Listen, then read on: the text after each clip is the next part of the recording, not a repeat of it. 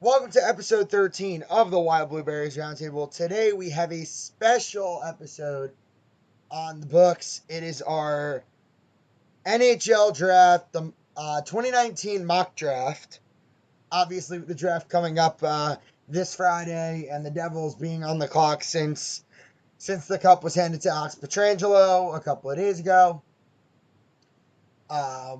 Everybody's putting their focus toward the NHL draft and the whole Hughes, Kako, who's going third, and we'll see what happens right now because before we get into it, here are some of the things that's going to happen. So each person is going to have 90 seconds to make their pick.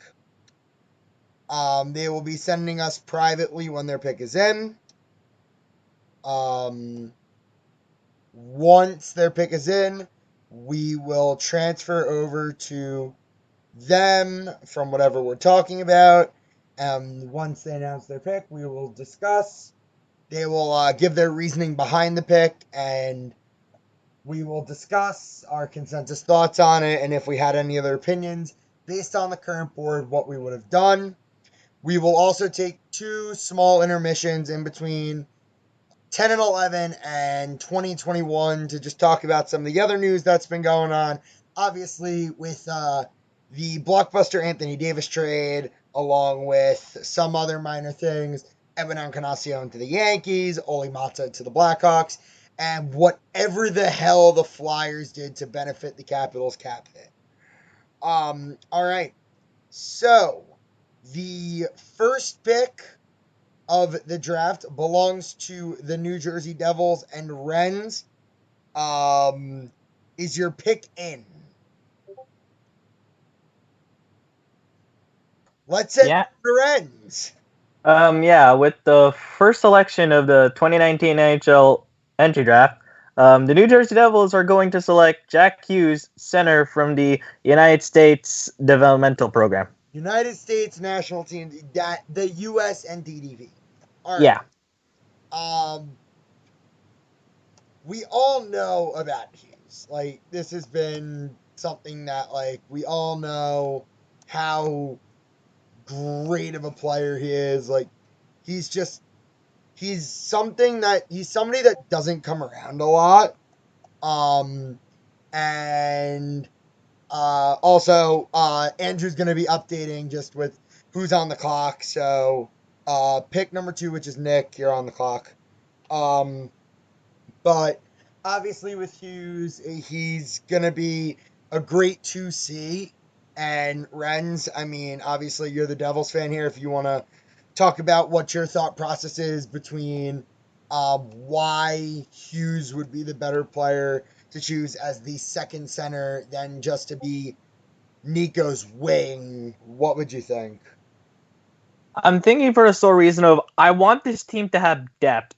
I do not want to be in a situation that the Colorado Avalanche were kind of in like 2018-19. I want to have a deep team, and having a 1-2 center of Heischer and Hughes could be deadly once both of them reach their potential. All right, and obviously we're still going to see what happens this offseason because the Devils have got a lot of money to spend and not many free agents to bring back. Yeah. Now, before we move on to the next pick, which is in, would have anyone chosen Kako first overall, or is it consensus Hughes? This is open to the floor. Anyone? I think it's got to be Hughes one. As good of a World Championships and U20s that Kako had, it's still just Jack Hughes is the number one prospect. Centers are more valuable than wingers in today's NHL, and for good reason. They have so much more responsibility on the ice in terms of defensively and usually in terms of leadership. To get a number one center like Jack Hughes projects to be in the NHL is such a good get for the Devils. All right.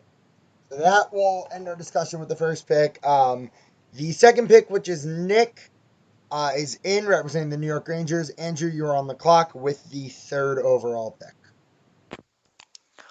With the second overall pick of the 2019 draft, the Rangers select Capo Kakko from TPS in the Finnish Liga.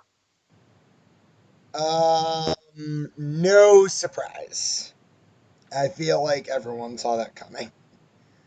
But obviously, you can't pass up on a talent like Kakko. He's going to be a really good player, and I know I have a lot of friends who are Rangers fans that are really excited for him to come over and start grinding away with whatever center he's put with. I mean, you don't have many good ones. So. All right, so Nick, as a Rangers fan, what's your input here? Or Rangers / Bruins fan, what's your input? Well, so I think that, obviously we've seen what Kakko can do. He had a great world championship. He had a pretty good season over in the Liga, 38 points in 45 games, 22 goals. And he's going to fit well with the Rangers because the Rangers actually, when you look, have a lot down the middle. A lot of players that if center isn't their primary position, they can play center. But even natural centers, players that are listed as center, you've got a center core of Mika Zibanejad, Ryan Strome, Philip Hedl, Brett Howden, Elias Anderson, Boo Nieves, all players that we saw play at the NHL last year. And I mean, with the young talent coming up in this system, like Brendan Lemieux and Pavel Buchnevich is still pretty young. Vitaly Kravtsov is coming over. It's definitely a youth movement in New York, and adding an extremely talented wing like Capo Kakko to an already young core of players. It's just it's an elite winger for years to come, and it's really all you can ask for. All right. So obviously, I feel like everyone here, all five of us, would have all taken Hughes and Kakko in that order. That's how we expect it to go down Friday night as well. Andrew, you had the third pick with the Chicago Blackhawks. I am on the clock with pick 4. With the fourth pick in the 2019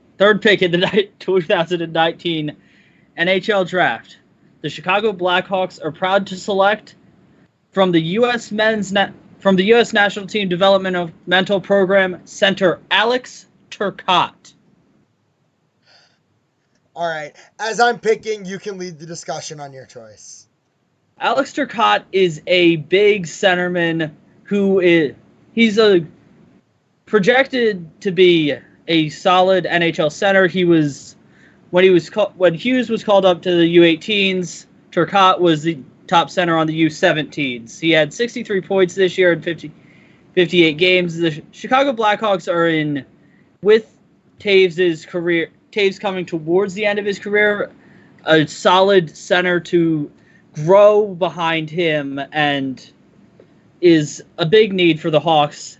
They do also need defensemen. I was debating between Turcotte and Bowen Byram, but I went Turcotte because of his skating, his offensive game, and he's also pretty good defensively for someone his age. Anybody else have any thoughts? I'll just step in real quick. I've made it known that I think that the Chicago Blackhawks would be remiss to pass up on Bowen Byram. He's an incredible defensive talent. However, with moves that have been made that we will talk about more in depth later, acquiring a young defenseman like Oli Mata, it really makes a lot of people sit back and think that Turcotte is going to be the pick for Chicago. And like you said, he's a very solid center, and it's not a bad pick. It's just personally it feels like you're passing up on a great defensive talent in Bowen Byram. Yeah. At the same time, I agree with Nick. I mean, Olimata is going to help bring use to that Chicago defensive core, and Taves is nearing the end of his career, and Turcotte would be a good center to replace him.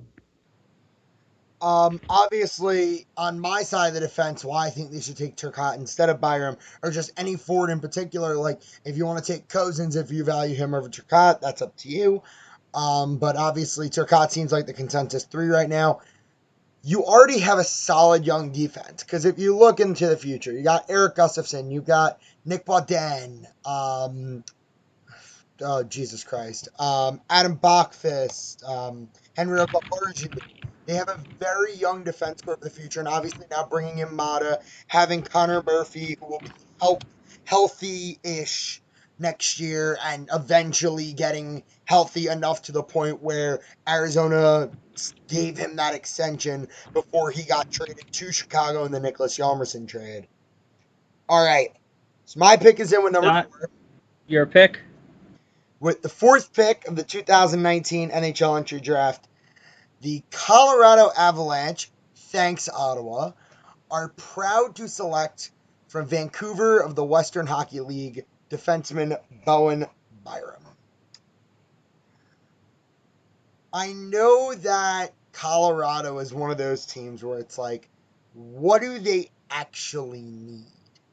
Hold on. First off, Alex, you're on the clock with the Kings. What do they actually need at forward? Do they need another forward? Do they need defensemen? Like, what do they need? I think drafting Byram instead of going out and drafting another forward when you see guys who are starting to mature a little bit, like the Comfers and the Kerfoots and the AJ Grews, guys who are starting to play like legitimate NHLers. I think that it's becoming much more of a need for them to go out and draft a defenseman to play alongside an aging Eric Johnson. If on the topic of the draft, remember he was drafted 1st overall over Jonathan Taves. And Tyson Barrie, who's great. And also imagine Cale Makar and Bowen Byram as a pairing. How amazing would that be? That would just be, teams would just like regret that decision of passing him up the entire way down the draft, or the entire way up. I mean, that would be. Chicago, have fun.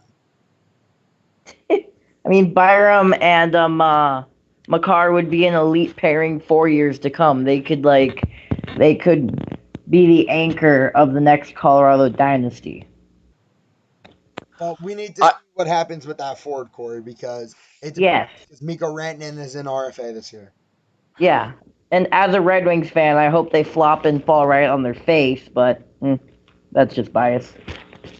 So if this were to occur, if the Blackhawks were to pass up on Byram and he falls to Colorado, you're talking about a Colorado defense that now has Cale Makar, Sam Girard, and Bowen Byram, all age 21 or younger.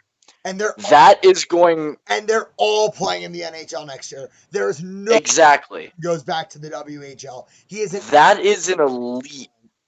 is an elite top 3 defensive core at 21 years and younger. That's scary, and they're still young players. Looking at that defense, it's disgusting. Let's not forget, they also have this other defenseman by the name of Connor Timmins. Who could next year? Who could be playing in the NHL next year? See, and also the thing is, you've got 3. It's weird to call Tyson Barrie a veteran now, but 3 veterans in Tyson Barrie, Eric Johnson, and Ian Cole. And despite the fact that Ian Cole is getting paid way too much money, he's still playing on that team. And that defense core, if Byram drops to 4, Colorado has to snatch him up, because they can't let a team like Los Angeles, who is in need for a defenseman, get him. Speaking of the Kings, Alex, And Andrew, you're on the clock with Detroit. With the fifth pick in the 2019 NHL entry draft, the Los Angeles Kings select Vasily Podkolzin from Neva St. Petersburg. All right, Now, you explain that pick because I had him as a target for one of my other picks. I feel like the Kings desperately need a defenseman, but after Byram, I think they would just be going off the board way too much at fifth. And so and I feel like Podkolzin would be the next best available player, because I know there's like, Podkolzin didn't produce at the level he was supposed to, but he's still he still produced fine, and I feel like his main concern is bringing him from Russia to the U.S. But I feel like I feel like the Kings would be able to do that because they have Kovalchuk, who worked some with Podkolzin since they both played in St. Petersburg. Well, you're talking about a guy who's got 2 years left on a KHL contract that Yes. Art, it is hard to buy yourself out of a KHL contract. If you don't know, in the Continental Hockey League, in order to buy out of a contract, you need to pay out of pocket the fee of your contract buyout. So for a player like Podkolzin, who is under contract with SKA, who is a very young, talented athlete, if the Kings draft him, they might as well just wait. Yeah, I mean, he would be worth the wait. I feel like he would be able to produce in the NHL. And like, I agree with you. I think he is an NHL producing player. I just don't know how long it's going to take for him to be True. a legitimate producer. I honestly feel like he's the third best player on the board. Just that Chicago doesn't really need a winger, and Colorado really doesn't need a winger, and the risk of bringing him over. All right. Does anyone else have anything to chime in on the Podkolzin pick before we move on to Andrew with the Red Wings? That's an interesting one because when I look at the board, to me, at that's at that high, that's a reach. And again, it is question on whether or not he'll come over, whether or not he's as talented as initially thought because of his struggles to produce. And when you look at some of the talent that's being left on the board with that Podkolzin pick, for that to work out, he would need to come over and light this league up when he finally does come over. So to me personally, it seems a bit of a reach, but again, it's only really time can tell with players like that. So, and I'll say this right now, I'd have gone for my pick with Edmonton for 8. So I had a backup plan. I thought Podkolzin would have gone before 8. I just thought there would have been a chance that he'd drop based on the whole scenario of him coming over and him not producing. All right, Andrew. With the 6th pick in the 2019 NHL Draft, the Detroit Red Wings are proud to select from the Lethbridge Hurricanes center Dylan Cozens. That's a good pick. I was shocked that Podkolzin was taken at 5 and dropped a guy like Dylan Cozens right into our laps. Steven Yzerman, if he's there, if Cozens is there, easy pick. Great size, good skater, can play plays a good 200-foot game, pure goal scorer.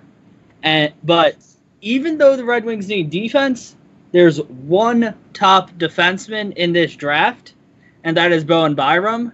If he drops, then Yzerman easily picks him up, but I doubt Byram gets past Colorado at 4.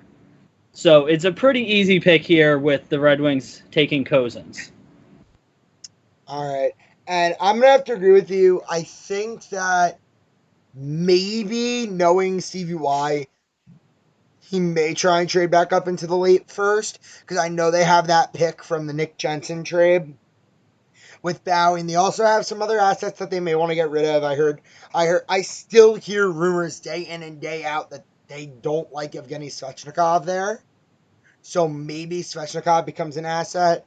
I don't know, but maybe if they want to trade back up later in the first round to get like a Moritz Cedar, or I don't know, there are a lot of different Moritz Cedar, Thomas Harley, Billy Heinola, like any of them, he has the opportunity to. But at that point, if a talent like Cozens, or if he prefers Zegras over him, he prefers Zegras over them. But both of them are really, really talented players, and Stevie Y has a tough decision to make at 6 if both those players got to him. Or even if Kirby Dach is there despite his ankle injury. That would be another excellent pick for Detroit if he's there. Kirby Dach would be great. I mean, he would fit the role as a second line center for the future, with the first one being Larkin. So obviously, the top 6 shook out a little bit interesting based on the Podkolzin picks. So now a couple of us have to shift our boards around. Wrens with the Buffalo Sabres at 7. Please do your best Tim Murray impression. 4 words, please. Buffalo selects Cole Caulfield. There you go. That's the pick I was expecting, too. We were talking about this, too. Yeah, we were talking about this earlier. So, talk about Caulfield. So, while me and Scott were talking, if Caulfield fell to 7, that's the farthest he was going to fall. For me, Caulfield is probably one of the best, if not the most explosive goal scorer in this draft. Add him to that first line of Skinner and Eichel. That line's deadly. And Buffalo, from what I'm seeing from the depth chart, they have depth. Like, they have some sort of depth. If they can get their defense sorted out with that whole Ristolainen thing, and if Ukko-Pekka Luukkonen develops into that elite goaltender that he could be, or if Carter Hutton decides to be good, that could be a scary team coming down in a few years. All right, keep talk. You guys lead this one because I'm on the clock. Ren, keep leading this one. I'm on the clock. Okay. So, any thoughts on this pick? Anyone? So I think it's a good pick. yeah, to me, Caulfield is the best goal scorer in this draft. I know that obviously Jack Hughes is he's number one, and he's a great player. But he's a passer first. When we're talking pure goal scorers, I think that Cole Caulfield is the best pure goal scorer in this draft. Now, obviously reminiscent of Alex DeBrincat in that he's a small forward. So I think that there's a very, very real possibility that we could possibly see Cole Caulfield fall out of the top 10. Now, personally, I think Cole Caulfield is a top 10 pick, and I think that any team, 7, 8, 9, or 10 could pick Caulfield, and it's a solid pick. Yeah, but I realistically could see him falling out of the top 10, which would be nuts because his wrist shot is lethal. Yeah, it would be a travesty if that happens, because if Caulfield falls out of top 10, the team that picks him up, they're not that far from the playoffs. Hello, Flyers. If Caulfield drops out of the top 10. Yeah, no, it's a division rival. No bueno. Because, I can't get too upset. Like, I want the Flyers to draft Caulfield simply because the Rangers and Devils are getting the top 2 prospects in this draft in Kakko and Hughes. I need the Flyers to get a top-end prospect or trade it for a top-end defenseman. That wouldn't be the worst thing in the world for the Flyers to do. Yeah, I wouldn't rule out them trading 11 and like a Trouba deal or something. Yeah, something like that. Okay, so Scott, you have the 8th pick? Yep. with the 8th pick of the 2019 NHL draft, the Peter Chiarelli-less, clap it up, guys, Edmonton Oilers select Kirby Dach, center from the Saskatoon Blades of the Western Hockey League. I think he's healthy. I'm pretty sure his ankle injury is all healed up. At least it's not like Peyton Krebs torn Achilles tendon, but that's another story for whoever picks him. We'll talk about that then. But I feel like what's going to end up happening is Nugent Hopkins is probably going to get traded eventually, and you're going to see Draisaitl move to McDavid's wing. So you're going to see Dach become that second line center most likely. And if you put him on a line with somebody like Tyler Benson, who if anyone has watched Tyler Benson highlights, he is a legitimate goal scorer. Like, he has a killer shot. And putting a guy like Dach next to him, or putting Benson next to a guy like Dach who does both, he's a great passer, and he's also a pretty damn good shooter. Look at his 25 goals and 73 points this year. Like, he had a great season in Saskatoon. I feel like, and this was the comparison that we were talking about, I feel like Dach could be to Benson as Getzlaf could be to Perry. And that's reaching high. Anyone have any thoughts on my selection there? I do. It's a good pick. Like, Kirby Dach is a good center, and once he develops, like you said, that would be a very nice two center behind McDavid, and it would help Tyler Benson a lot, as he would just need to shoot the puck instead of like creating a little bit more offense. As this might be just me, but I think Tyler Benson would just be way more comfortable just shooting the puck rather than like trying to create a play. 100%. Tyler Benson is not a play creator. He's a play executor. Yeah, he's the finisher of that line. All right. So, I mean, we've covered a lot of Dach in previous picks because, like, he's come up in conversation about a potential choice. Nick, you have your pick submitted with the Anaheim Ducks, who God knows what they're doing with Corey Perry, but we'll see what you're doing here. With this is the 9th overall pick, the Anaheim Ducks proudly select Matthew Boldy from the U.S. National Development League team. U.S. National Development Team Program. Okay. Your U.S. National Team Development Program. There we go. The all right. U.S. Development Program. Matthew Boldy. When I look at Matthew Boldy and you know the game that he plays and just him as a person, to me this screams Anaheim Ducks. He's 6'2", 6'2", 192 pounds, only 18 years old, so he's probably going to fill out even more than that. He's described as a powerful skater, which Anaheim desperately needs people that can skate. I mean, you look at, you know, Perry. Obviously, they're looking to trade Perry. You need, they have older, slower. They have an older, slower team. Now, obviously, you've got players like Kasha, Sprong, who are, you know, not bad skaters by any stretch. Ricard Raquel as well. But Matthew Boldy, I think, is a perfect fit. Now, it was kind of up in the air between Boldy and Zegras, who, I know that the big board has Zegras at as high as 5, or on some boards, Zegras is as high as 5. Both of them are committed to colleges, Boldy to BC and Zegras to BU, respectively. But I think that Zegras is more of that two-way player, whereas I think personally, just based off of what I've seen from Boldy, he's more of an offensive first kind of player.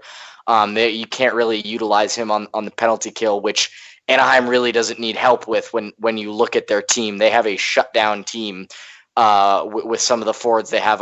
But I think that they need that big scoring forward, and I think Boldy is the pick here. And I have to agree with that. He's going to end up being that net front presence in Anaheim that they really lack. Because, like, you see, like, who would have thought that Patrick Hornquist would have been the net front presence in Pittsburgh? Like, come on. Like, Boldy, he's just a really athletic player. And anyone else have any thoughts on that before we hop into the last pick before our little Anthony Davis talk?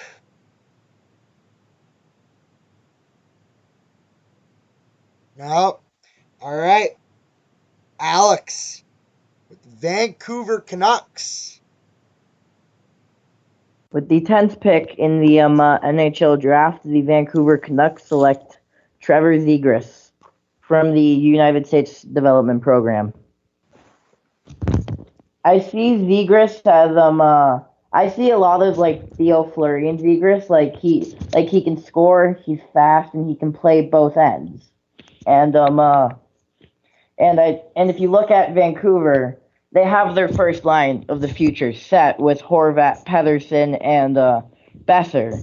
But their second line isn't that set in stone, and I feel like at that pick you could get, if Zegras fell there, they could solidify that second line center for years to come with someone like Zegras. Now you're saying that Horvat or Pedersen's going to move to the wing. Is that correct? Pedersen moving to the wing. And why do you think he's just not going to be strong enough to continue playing center? No, I feel like Pedersen could totally stay at the center role. I just feel like Horvat is like a better center than Pedersen is. Because Pedersen's got a better shot than Horvat, but I feel like Horvat's the better all-around center. All right, fair enough.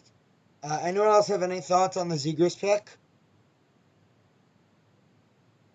Like I said, with the Anaheim selection, I could see if first of all, if Zegras does fall this far, and I could see them being pretty interchangeable at that pick. I think that, like I said,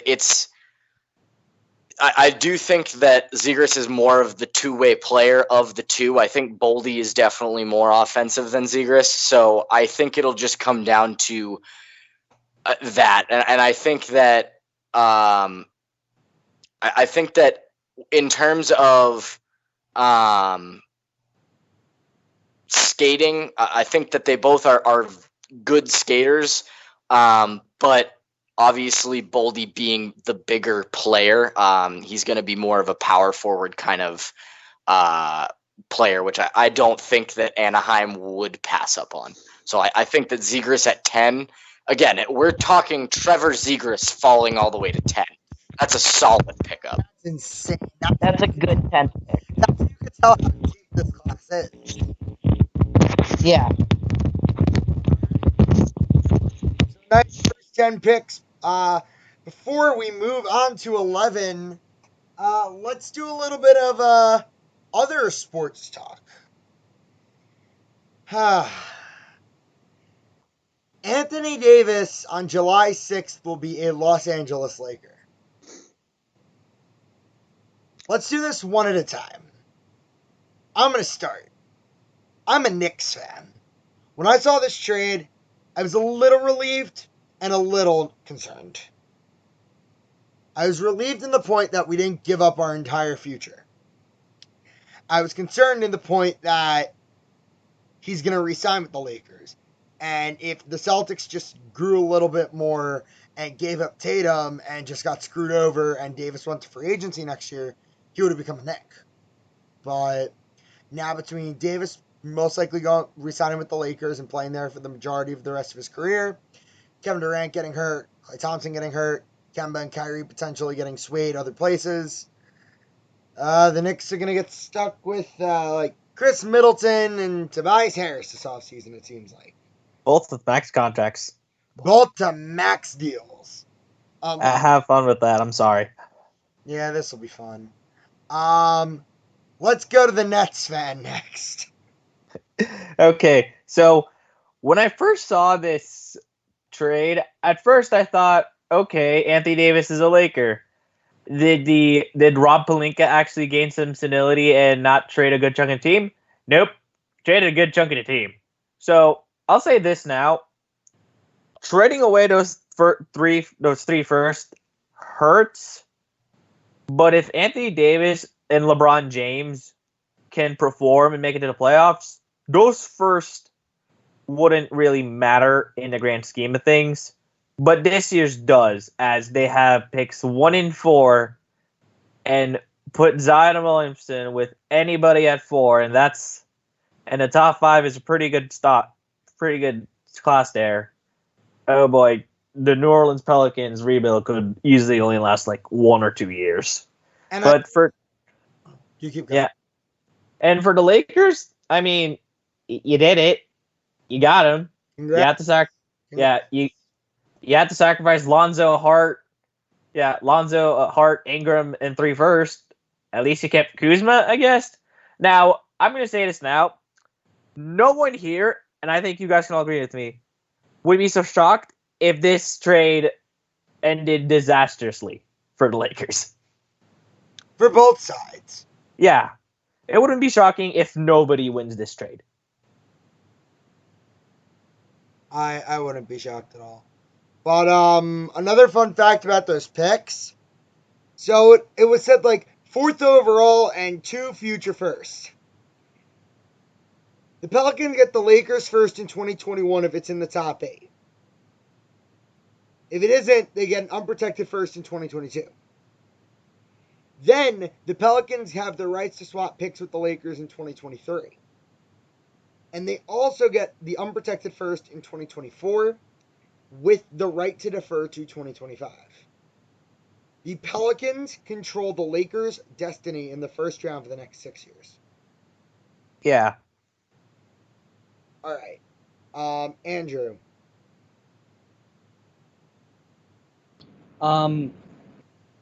It could be a win-win for both sides. It could also be a lose-lose, depending on how AD turns out in LA, if he meshes well with LeBron and that team, and if he doesn't leave after this year, which he very well could, but that looks less and less likely by the day, and we'll see what happens.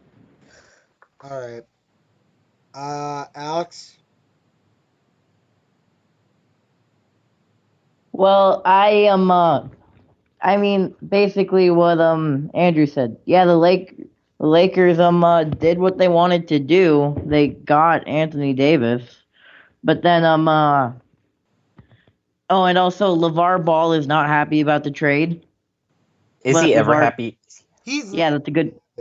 Yeah. He claims it's the biggest mistake the Lakers will ever make, which it very well might be if Anthony Davis doesn't work out in Los Angeles. All right. But it wouldn't be their biggest mistake because they traded Lonzo. It would be their biggest mistake because Anthony Davis doesn't produce in Los Angeles. Finally, before we move on to news that's actually positive to one of my sports teams, because New York sports fans have their negatives and their positives. Nick? It's a team gambling their future to try and win now. And to me, it's we're trying to win before LeBron retires kind of thing, because I mean, it's just, I'm never a proponent of trading the farm to try and win now.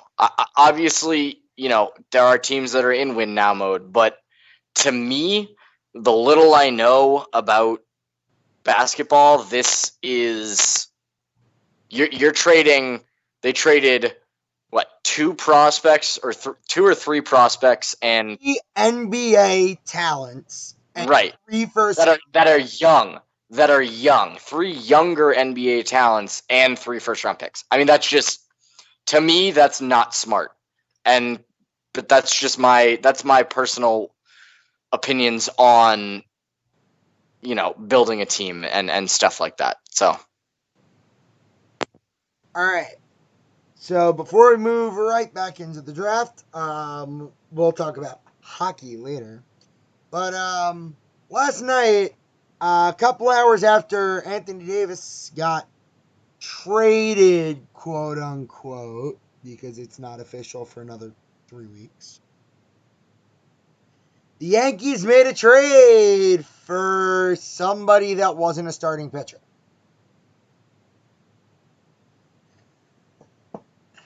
So the Yankees made a trade with the Seattle Mariners. They got Edwin Encarnacion from the Mariners in exchange for Juan Then, who was the Yankees' 27th ranked prospect, and cash. The Mariners are basically paying Encarnacion about half of his salary. So, yeah. He was 27th in the Yankee system, 16th in Seattle system then. So, you could tell that the Yankee system is a lot deeper, how he moved up. And basically, we're sending him back to his original organization because we got him in the Nick Rumbelow trade.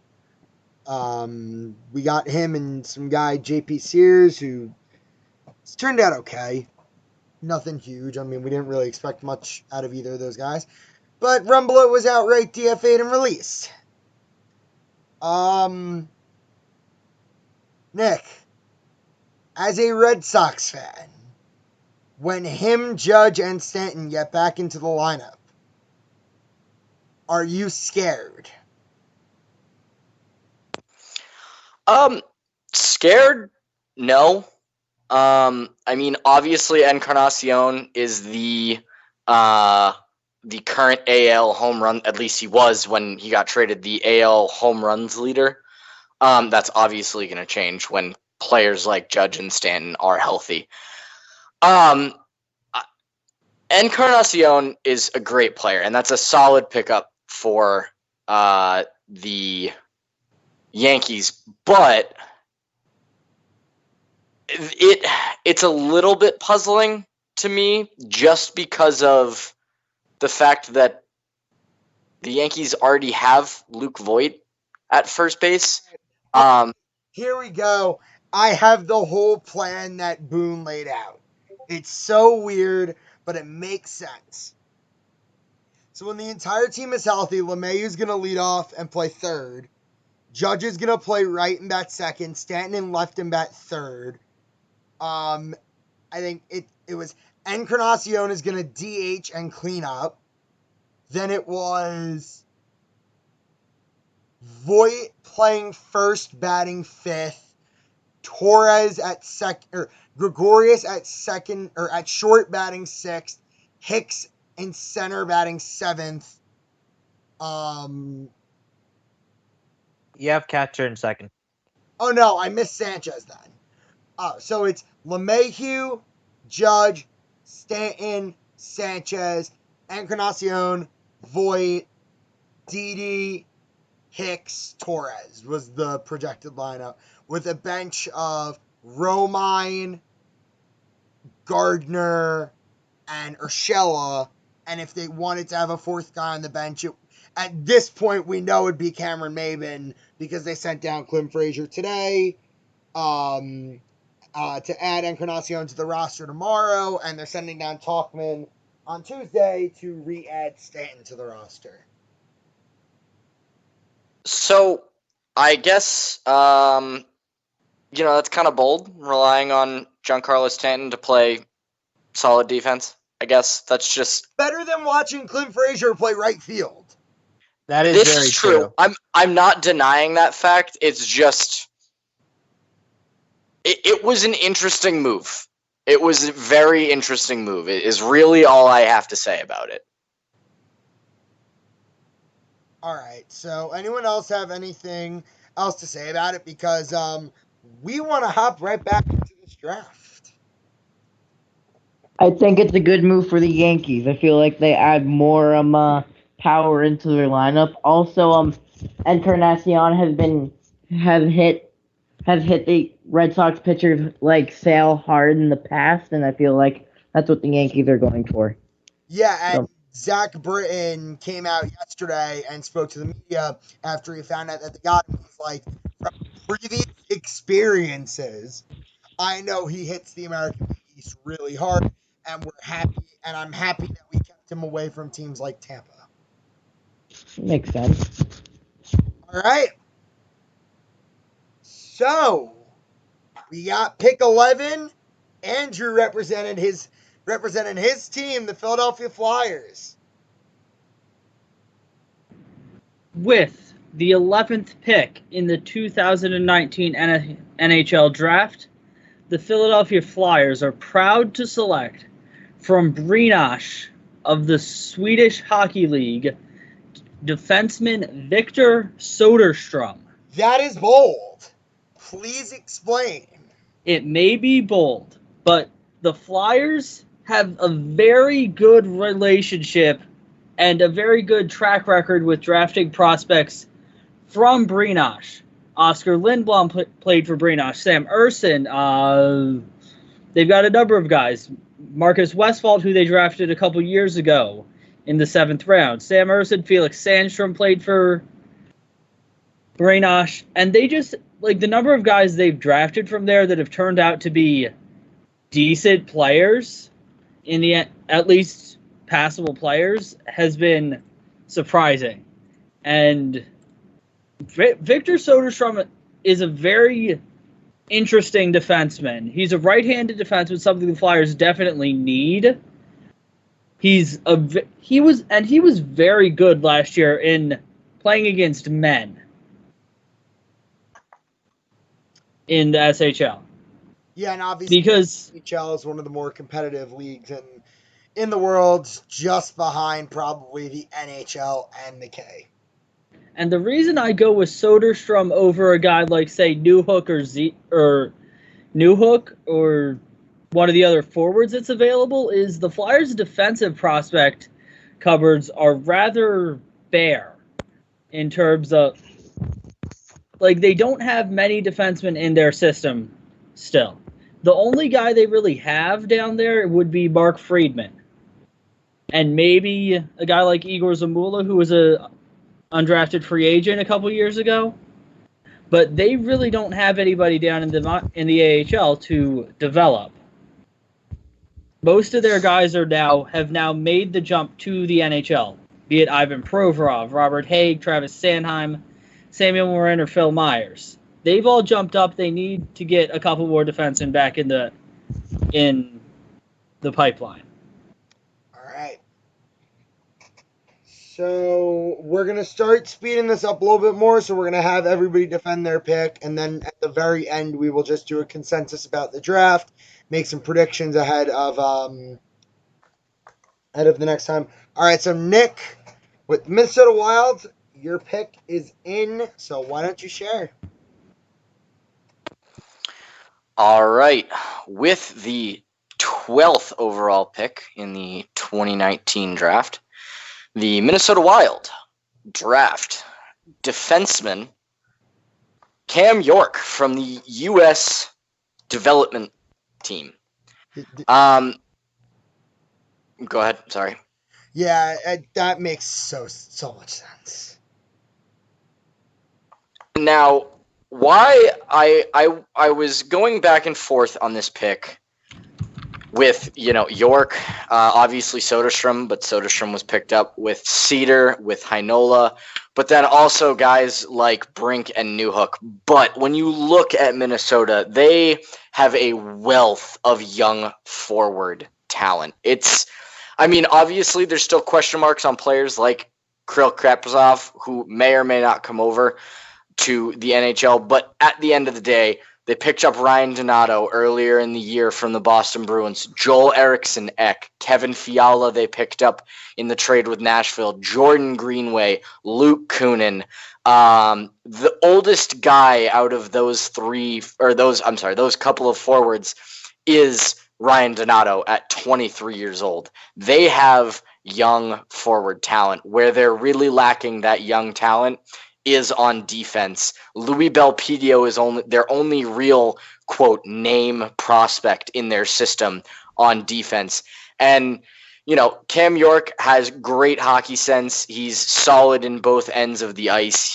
He's got a good sense to anticipate plays, and from everything that I've seen, he's a pretty decent skater, and I think he would be a great addition to that blue line in Minnesota. So, Renz, your pick is in.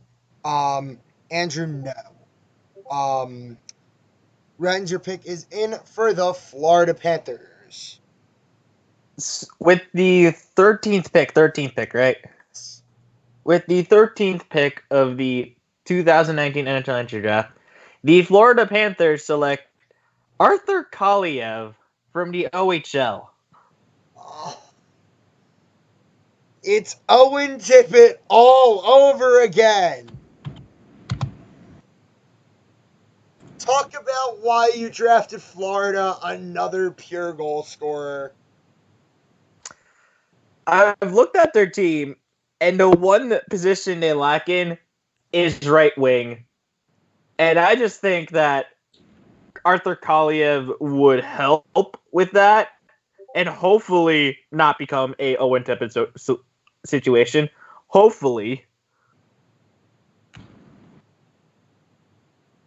All right, so we're going to start speeding this up a little bit because obviously it's fun to do this all, and we're having a lot of fun with it, but obviously we can't keep slowing this down. So everybody's got to speed up draft selections and speed up their explanations a little bit. All right, so Renz, you done talking about Kaliev? Yeah, pretty much. All right, Andrew, Arizona Coyotes, pick is in. Yes. With the 14th pick in the 2019 NHL draft, the Arizona Coyotes select center Alex Newhook from the Victoria Grizzlies of the BCHL. This guy is a smaller forward. He's a really good skater. He plays with good pace. The only questions surrounding his game are the fact that he played in the BCHL, which is a lower end junior league, as compared to a league like the CHL. But he is committed this year to go to BC this year. So the biggest question mark on this was the competition level that he was facing, and I think he could be a really good player. Arizona could use a really high-end forward talent to pair with Clayton Keller, Christian Fisher, and guys like Nick Schmaltz, Christian Dvorak, Alex Galchenyuk, because they develop. All right. I'm on the clock, so I'm just checking. Shit, you guys are making it hard for me with Montreal because now, since you guys have made so many different picks than I expected, a ton of the players that I was looking at are on the board. All right. Please pick the Quebecois. Please.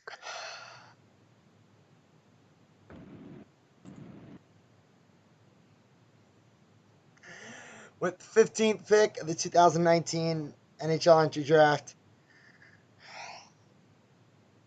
in the words of every scout in Montreal, Le Canadien de Montréal sélectionna from the QMJHL center Raphael Lavoie. He's just so talented. He's got that big body. He can skate around the ice. He's just so good at what he does. As much as you could put into your game is as much as you produce. And a player like Lavoie, he just does what he needs to do and only what he needs to do. And if he gets in there and Julien says to him, "You're doing this, and if you do this correctly, you can make the team out of camp." I don't see why he couldn't make the team out of camp. I mean, they do have a wonderful group of bottom six forwards such as Jordan Wheel, Nate Thompson, and Matthew Pekka, right? Yeah, but I could see him potentially breaking the team out of camp, but it would be really tough for him to do that. And I mean, I just think it's a really good pick, and I think he fits Montreal's system very well. Renz, I think a lot of us know who you're picking right now, so let's just do it. With the 16th overall pick in the 2019 NHL entry draft, the Colorado Avalanche select Spencer Knight from the United States National Team Development Program. All right. Obviously, this team needs a goalie. So, I'm going to just say this now. Grubauer is a good option for the moment, but I don't think he's the guy that gets you over the hump. And looking at this mock draft, if the Colorado Avalanche gets Byram paired out with Spencer Knight, that team could be one of the best teams we could see in the Western Conference for a very long time. All right. So, Alex, you are up next with the Vegas Golden Knights. With the 17th pick in the NHL draft, the Vegas Golden Knights select Moritz Seider from Mannheim in the DEL. So Vegas needs another defenseman. Obviously Chase Theodore is your future top two, but after that it gets kind of shaky. And I feel like with Seider, who was the rookie of the year in the DEL, I feel like he could be that. And yes, I know Broberg is still on the board, but I feel like Seider is just a better player than Broberg altogether.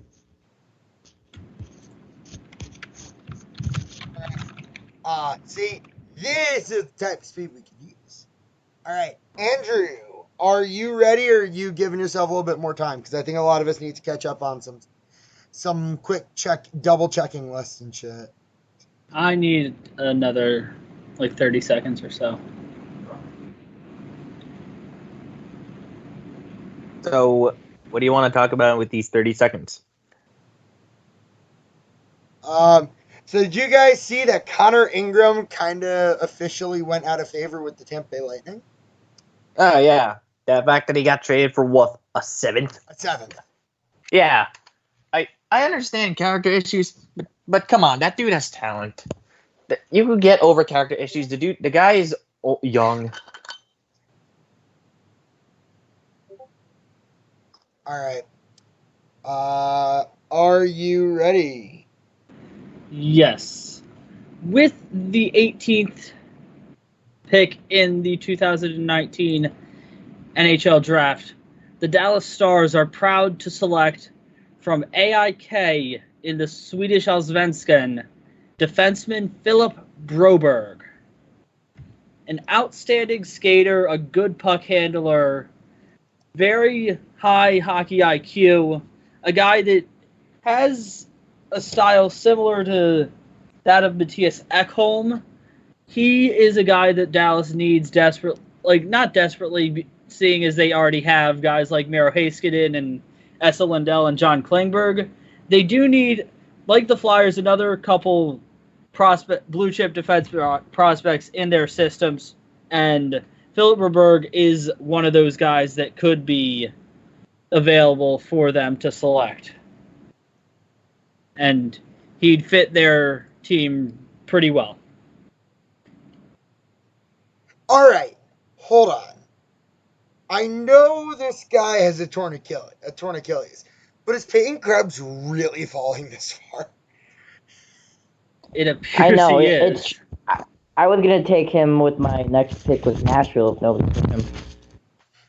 Well, my pick Ottawa that I originally had thought of was taken here, and I'm down to two.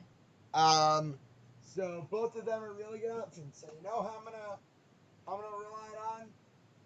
Flip a coin. I'm flipping a coin.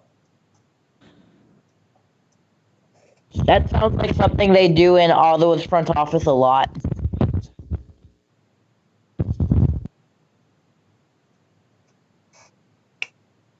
All right.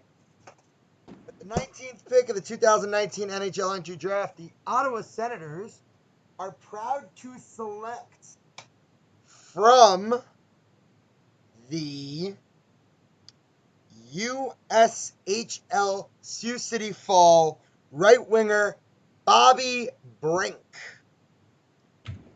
See, the thing with Brink here is when you look at his style and you see a TJ comparison, you get past that up. He's got the size, he's got the shot. He's gonna grow into his body a little bit more because obviously he's at the draft. He's 17. He's one of the younger guys in the class. Played in the USHL this past year. Isn't committed to a college next year. He's probably going into the U.S. development program, but there's also a chance he can play in the AHL next year, for all we know. But I think he fits well with Ottawa's system, and he's somebody that I had on the board. I was originally going for Kaliev, but he definitely went higher than I expected him to. Yeah, sorry about to put a damper on your plans. Hey, as long as the guy I want gets to the Islanders, I'm good.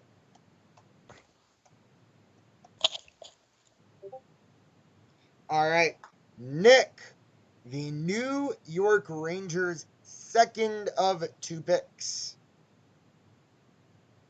So this one was a little bit more difficult, as you know, the Capo Caco pick was probably the easiest pick in the draft.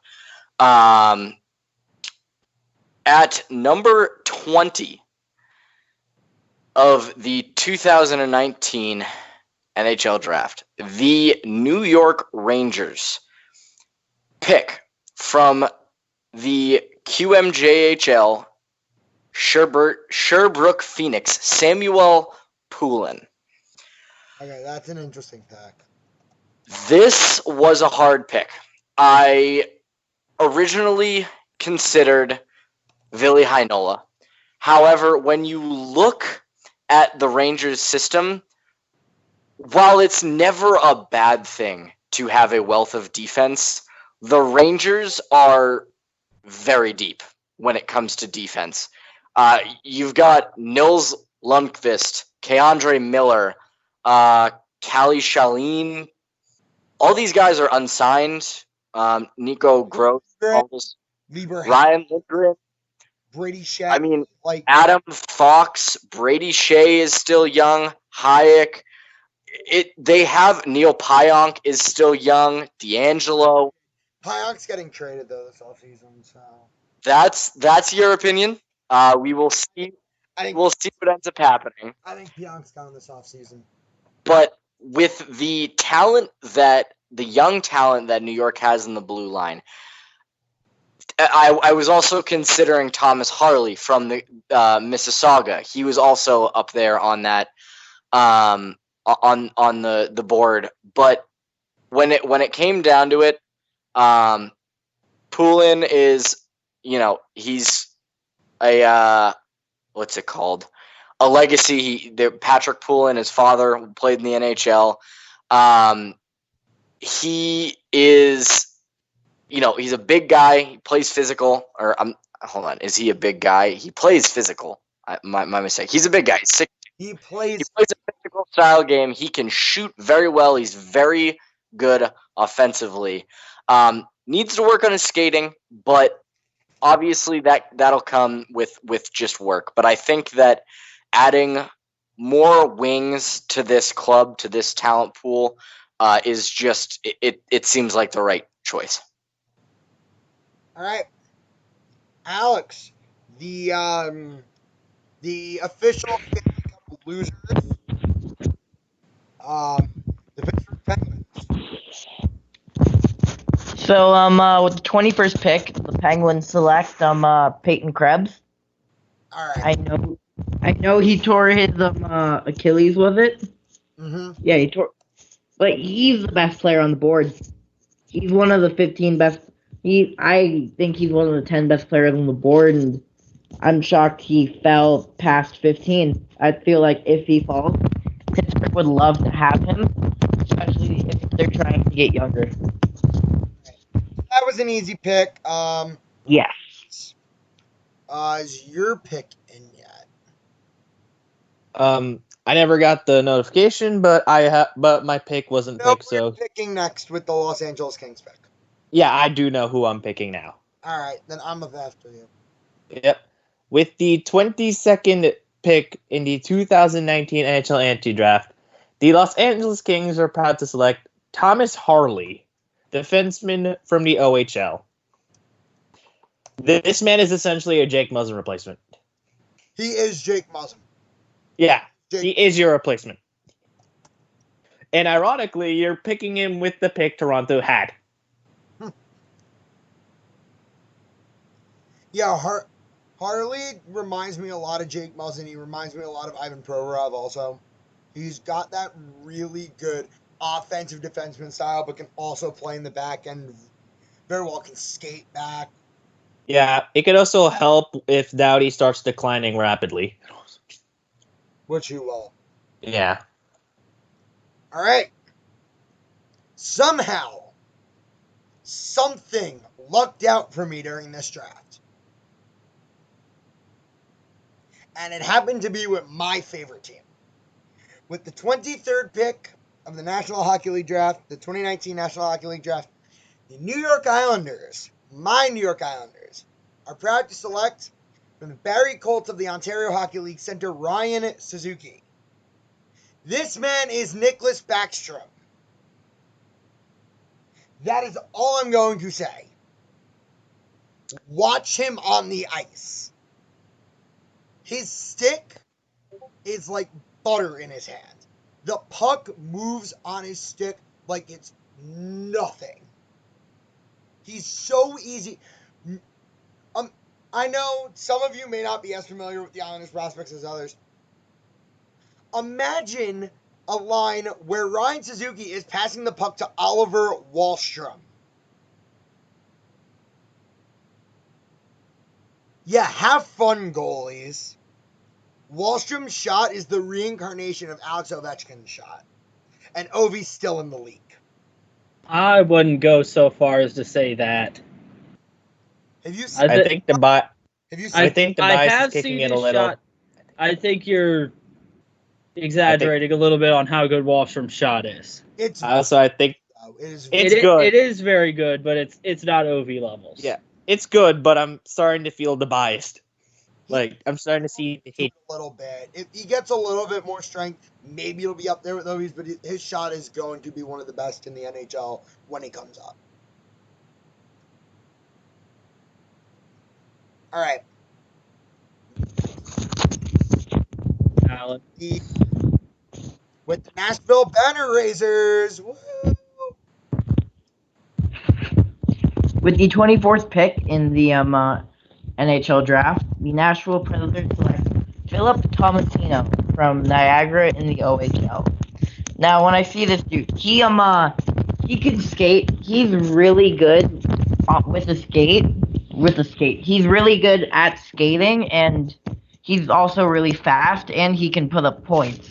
He's essentially, what I see in him, an ideal power play guy. Someone who you can put on the power play and is almost guaranteed to put up a goal. Something the Nashville Predators desperately need is a guy that can score on the power play. Yes, and they have their future first line with them, future first line wingers with them, Forsberg and Tolvanen. And I feel like Tomasino could be their center, so that Nashville could still reign for much longer after their core is done.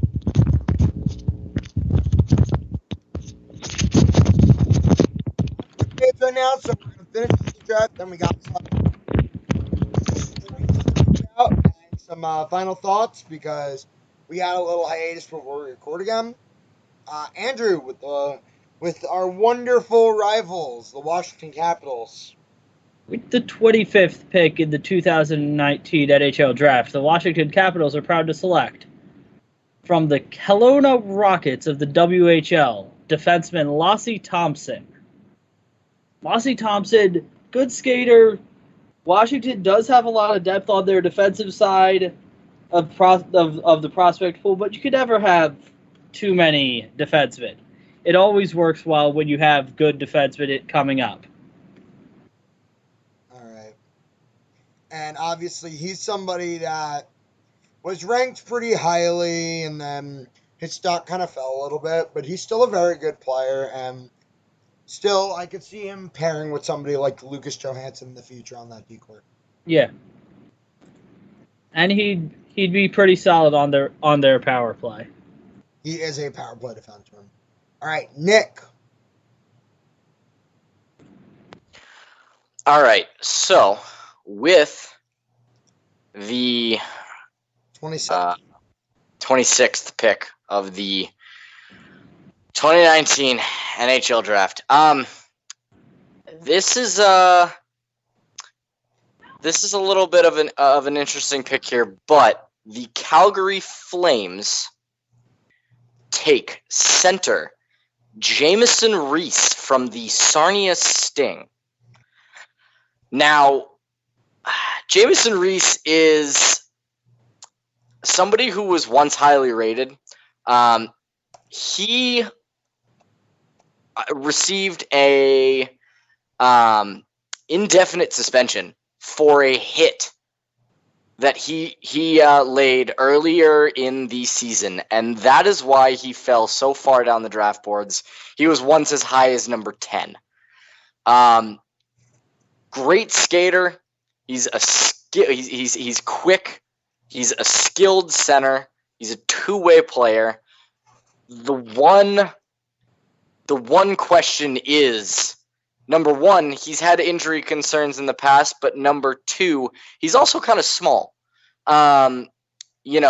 It's centers. You want centers to be bigger, obviously, which he is not. But it's going to be whether or not he can stay healthy, and whether or not he can stay out of trouble. But the one thing that sunk Calgary in the playoffs was their lack of speed throughout the lineup. And I think Jamieson Reese would be a good addition for that speed and two-way play that he brings. All right. So, pick number 27 runs with the Tampa Bay newspaper ads. With the 27th overall pick of the 2019 NHL draft, the Tampa Bay Lightning select Igor Afanasayev, left wing from the USHL. You took my pick for Buffalo at 31. God damn you. So, this is my opinion. He's the best player left in this draft. Like, that's a forward. Because I think Tampa has enough blue chip prospects to not worry about drafting another defenseman prospect. And to me, Afanasayev is the best forward left available in this draft. Now, if you don't know much about Afanasayev, he likes working around the net a lot. And also, he's a USHL guy, so if you don't follow the Muskegon Lumberjacks, you wouldn't have seen much of him this year.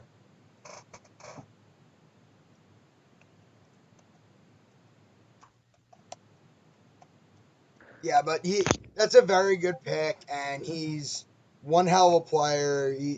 He's going to do some really good things in the NHL. He's going to be not maybe a top power play guy, but definitely will be a front of the net power play guy for whatever team drafts him.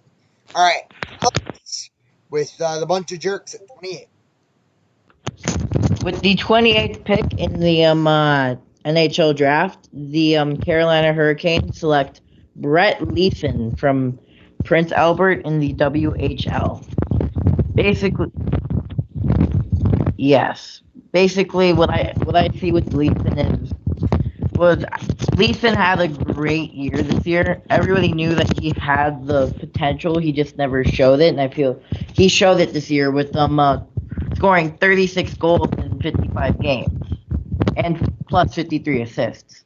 And he also is able to use his size to get into areas that smaller people couldn't get to. Like people will bounce off him and stuff. Andrew with Anaheim at 29. With the 29th pick in the 2019 NHL Draft, the Anaheim Ducks are proud to select from the Edmonton Oil Kings of the WHL, defenseman Matthew Robertson. There he goes. There's my other pick. Big defenseman, skates really well both ways, and he's a great, one of the best passers as a defenseman in this draft. It looks, but he is more of a defensive defenseman, but he does have a very, very good first pass on the outlet. And it could take him a couple years, but Anaheim, they're in rebuild mode, and if it does take him a couple years, it's not the end of the world. Because they're on the downturn. They are losing most of their core. Their current core of guys like Getzlaf, Perry, and Kessler are all old and injured. So it looks like it's a good defensive guy to pair with the guys they have right now. Like the Lindholm, the Fowlers, the Puras. Yeah. All right. 2 more picks, and then we got some other quick things to talk about. Nick. Oh, my mic is already not muted. Okay, so with the 30th pick in the NHL draft of 2019, the Boston Bruins select Tobias Bjornfot. For me, this is honestly kind of a safety pick, because he's going to be he's a solid option at 30. That's where he's ranked, and he's a 6-foot Swedish defenseman. He's a complete defender. He's comfortable in the offensive zone. He's comfortable in the defensive zone. I haven't seen much about whether or not he's an elite skater or anything like that. However, I think that he's one of those guys that is a safety pick that you can, if he falls to you, you can pick him and know that you've got a solid talent on the blue line. The Bruins, I'm not going to say that they necessarily are in a dire need for young blue line talent, but it's never a bad thing to get blue line talent. You can never go wrong with some defensemen. And to end off first round mock draft, I'm between 2 guys. I'm pretty sure neither of them won. Yep. So the 31st pick, again, somehow, don't know, besides size, how people avoided this guy. Buffalo selects Braden Tracy from the Moose Jaw Warriors of the Western Hockey League. He's an unbelievable goal scorer. And he doesn't put up as many goals as like Kaliev, Caulfield, or guys like that. He passes a lot. He played with some very good players on Moose Jaw this year, and I'm not taking that away from him at all. He carried that team a little bit, and I think he has the potential to be a top, a lottery pick. But it's based on whatever team decides to say, oh, is this legit? Is this the Braden Tracy we will see in the NHL? Is this the guy that we scouted him and said, oh, this is somebody that we want on our top power play unit, or oh, this is somebody we want on our top 6, but maybe not so much a first unit guy, maybe a second unit guy. So Tracy is somebody who definitely has gotten a lot of recognition lately based on his numbers, but his numbers aren't the only thing that shows because he's played very, very well this year. All right. So before we move on to quickly mentioning some other stuff, let's just quickly look at some of the guys who didn't go in the first round in our draft. Jakob Pelagier from Moncton. I think he's a first round pick. I don't know why he dropped out. Ville Heinola, which is kind of expected. I've seen people drop him out of the first round. Nolan Foote, same thing there. Nick Robertson, same thing. Maxim Kajevic, Albin Garu, yeah. Pavel Durafeyev, Nils Hoglander. These are all guys who could be late first round, early second round guys. But overall, this class, it may not be top heavy, but it is very deep at the top. Very deep toward like the middle of the first round, and there are so many guys who should be first round picks that won't be first round picks because they're not as highly ranked on other teams' boards. All right. So before we finish up here, final thoughts. We got 3 more hockey things to go over. Let's start by just sending it over to Andrew to talk about saving the Capitals. Just talk about Hagelin and the trade. Well, Hagelin got overpaid, in my opinion. $11 million is a lot for a guy like him. It's $11 million over 4 years for people out Yeah. Contract out. So it's like $2.75 million over the course of the contract. It's a lot of money to be playing a guy like Carl Hagelin. When by the end of that contract, he might not even be the guy he is right now. And then the Radko Gudas Matt Niskanen trade. Very, very interesting from my Flyers perspective. The Flyers give up Radko Gudas, who was arguably their best defenseman last year. Most reliable and best defenseman that they had all season. Arguably, no. He was their best defenseman last season. Yes, he was. And to give him up, I mean, from what I saw, they don't trust him in anything other than a third pair role. That is Gudas. And they believe that Matt Niskanen can be a top 4 defenseman on this Flyers team to pair with either Ivan Provorov, Shane Gostisbehere, or Travis Sanheim. Because you could see the Flyers go back to a Provorov-Gostisbehere top pairing and then hope they regain their magic from 2 years ago. And then you pair Sanheim with Niskanen on the second pair, and your bottom pair is one of Haig or Morin with Phil Myers, which wouldn't be an awful defense core. Do you think one of them gets traded this offseason? I think Haig goes.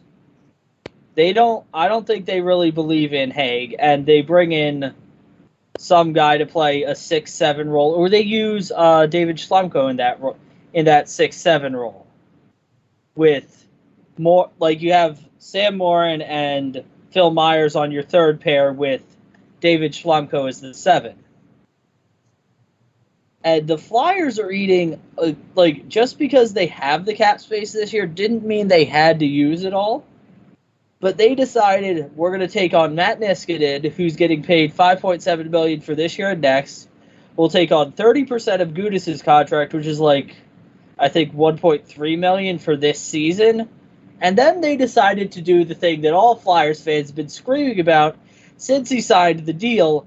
They bought out Andrew McDonald. So that'll count against the books for about $1.7 million for this year and next year. So they're paying about the same amount they would be paying to Gudas and McDonald, except they're only paying one player, that is Matt Niskanen. Only one of those players is on the roster this year, Matt Niskanen. Radko Gudas is in Washington, and Andrew McDonald should find another NHL job as a bottom pair defenseman making like $1.5 million a year. I feel like he's going to get the same type of opportunity that Dan Girardi did with Tampa. Yeah, I don't hate Andrew McDonald as a person. Great leader, clearly, because he was able to get the A. great locker room guy. It's the way he was used on the Flyers team and the money he got paid was just awful for the skill level that he actually has. He should be playing on a third pair. He's fine as like a 5, 6, or 7. That's where he fits best, but he was never utilized that way in Philadelphia. All right. And obviously, there was one more buyout. Ren, do you want to talk about Dion Fagoof's buyout? Yeah.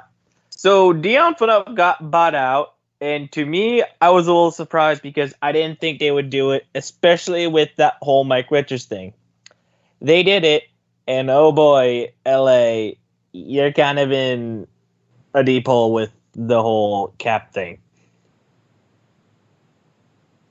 It's bad. They have so much money on cap that's being paid to guys who don't play for them.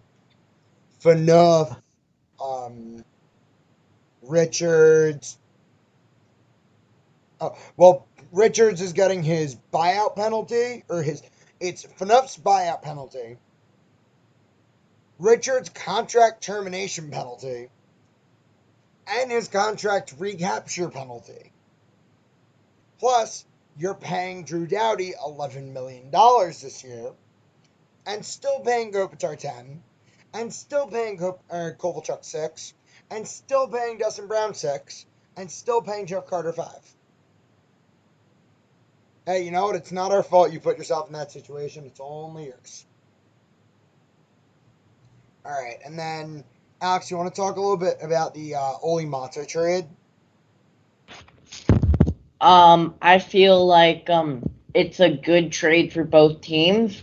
I feel like Chicago knows that Chicago knows that Taves only has so many years left, and Pittsburgh's trying to get younger. And the dude they got in the trade, whose name I'm blanking on, yeah, Cahoon. Cahoon could turn out to be something.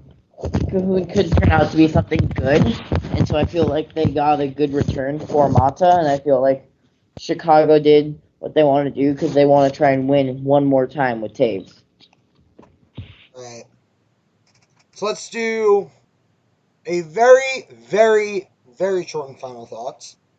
Each person, one final thought. Nick, why don't you start? Yeah, I'll just expand a little bit on that Cahoon and Mata trade. To me, again, as we said with in this mock draft where obviously Bowen Byram was not the third overall pick that I believe that he absolutely should be. I think that Chicago making this move hints toward them not taking Byram because when you look at their defense, they have a lot of younger defensemen that could come up through their system. And to me, it seems like they're trying to, instead of relying on a prospect through the draft, I think they're building up their young defensive core through trading. And to me, I mean, you're giving up Cahoon, who's 23, and he put up 37 points in his rookie year. He's an absolute utility player through and through. He can play a 5-on-5 very well. He can play all 3 forward positions. He can play power play. He can play penalty kill. He's extremely quick. I think for the Penguins, they just got a very solid third line center to go behind the combo of Crosby and Malkin. And it at this point in time, it kind of looks like a win for both teams, but I think in the end, this is going to work out better for Pittsburgh. All right. Then let's go with Ren's next. So my final thought would be, it's kind of more me just brainstorming here. So I want to hear from you guys just a little bit. Who do you think is going to be the first reach of this draft? Because to me, I actually think it's going to be Pokolson. Like, I think someone is going to take that risk on Pokolson early. That's where I was going to go with it. And if Minnesota wants to get bold, they take Podkolzin with their pick and use that hopefully as leverage to get Kaprizov and Podkolzin to both come over at the same time. It's a possibility. Until next season, like the season after this one. But Yeah. Coming over at the same time would be pretty nice. But at least they'd be coming over. And he'd have someone that's also coming over with him from Russia to the U.S. All right. I don't hate that idea about drafting Podkolzin, but if I had to think about a reach, not necessarily the first reach, but one of the bigger reaches. I feel like Alex Vlasic and Nolan Foote may be reached because them getting into the first round. I feel like they both may get into the first round, even though they should both be mid-second round picks. Vlasic is a very good defenseman, and I'm not taking anything away from him, but there's just better players in front of him. Better defensemen on the board, like Hanno Bjornfot and Anthony Hanka, who I think arguably is better than Vlasic. And with Nolan Foote, he's just like any other third-line winger. Like, he's a gritty guy who could score. Yeah. He's a forward version of his dad. There you go. I'll go next. See, this final thought, it's just more of like it's not even like asking you guys, it's like sort of a hypothetical. I feel like this offseason is going to be huge for the metropolitan teams. Screw you, Buffalo. I think it'll be a huge offseason for the Isles, Rangers, and Devs. The Devils have the money, so if they feel like they want to spend it, spend it. The Islanders are in negotiation phases with Lee and Leonard, and they seem confident enough that both will be back before the draft. And the Rangers, well, I mean, Shesterkin's coming over. Kravtsov's coming over. The entire team looks like they're maturing. And you're getting Capo Caco and potentially Artemi Panarin. So it's going to be a huge offseason for those three teams. And then, it's going to be a fun offseason. I think that there will be a lot of trading. I think Vegas will be a big player this offseason in the trade market. Because they don't have enough money to spend on anybody because of the freaking Mark Stone contract, which nobody saw coming. Or every contract. And every contract on their team, Paul Stastny. Yeah, pretty much. And they have to resign Carlson this offseason too. But I feel like Nick Holton will go, Colin Miller will go, Cody Eakin will go, Eric Holla will go. They need to try and figure out guys who they'll be able to move into the point where they have enough room. So this offseason is going to be really interesting because it's going to be big play for a lot of teams. And especially, we're going to have some fun with this RFA market this summer. All right, Andrew. My final thought will pertain to the Women's World Cup going on in France right now. The U.S. women's national team, in their game last week on Friday or last Tuesday, they played Thailand and won 13-0. There was some controversy as to the way they handled it, their celebrations after each of the goals. I had no issue with it simply because it's the largest stage in women's soccer. It's a World Cup. What else would you want the players to do? You want them to control their emotions in the moment after scoring a goal on the biggest stage there is? That sounds like baseball right now with the unwritten rules. There is no bigger stage than a World Cup in soccer. If you score a goal in the World Cup, feel free to celebrate. There were 4 different players in that game for the U.S. that scored their first ever World Cup goal. They should all be allowed to celebrate their goals, no matter what the score is. And then after the game, they went over to the Thai players and comforted them after destroying them. It's a World Cup. One of the tiebreakers, the first tiebreaker is goal differential. So you score as many goals as you can in the 90 minutes that you're given. It's not like they were running up the score. There's no reason to run up the score in any sport. There is no reason. The only time, and it's not even that acceptable, the only time people even think it's acceptable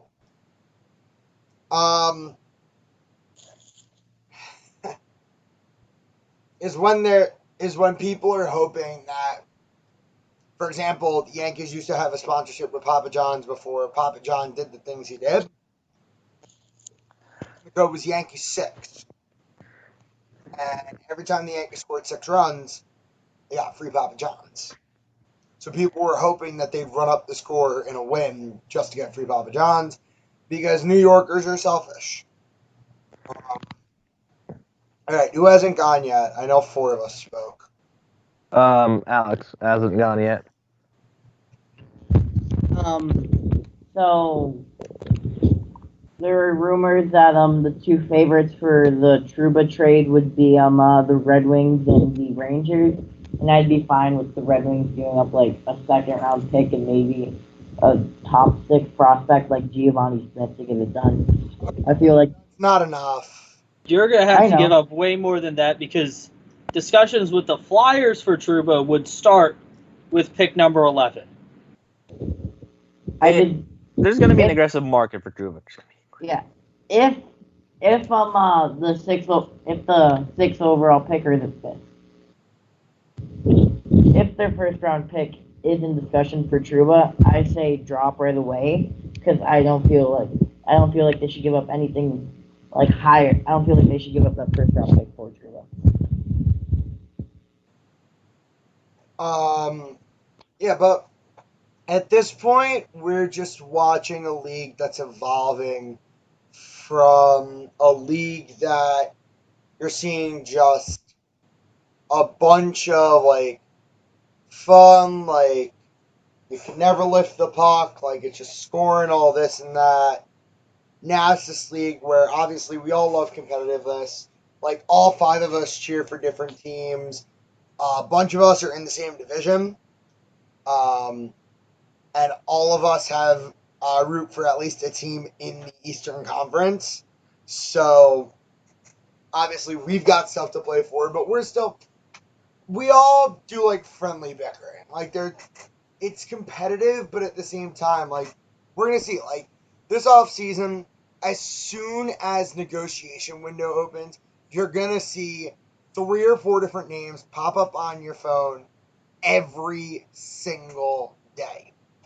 Elliot Friedman and Bob McKenzie being 2 of them, along with David Pagnotta of the 4th period being 1 other. Those 3 are some of the most valuable sources you can get. And the only reason Pagnotta started becoming a lot more valuable is when people started giving him credit. Like Friedman gave him credit because Pagnotta was the first one to officially announce that Tavares was leaving the Islanders. So at the end, it's just like